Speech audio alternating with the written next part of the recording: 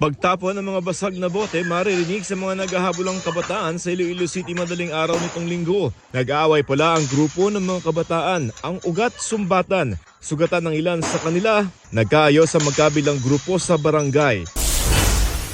Sugatang gray-faced buzzard natagpuan sa Lasam, Cagayan. Nakita ito ng isang residente matapos tamaan ng bala ng airgun. Tumagos ang bala sa kilikili at tumama sa kanang pakpak. Nasa pangangalaga na ng Municipal Environment and Natural Resources Office ang migratory raptor. Joseph Morong, nagbabalita para sa GMA Integrated News. Huwag magpahuli sa mga balitang dapat niyong malaman. Mag-subscribe na sa GMA Integrated News sa YouTube.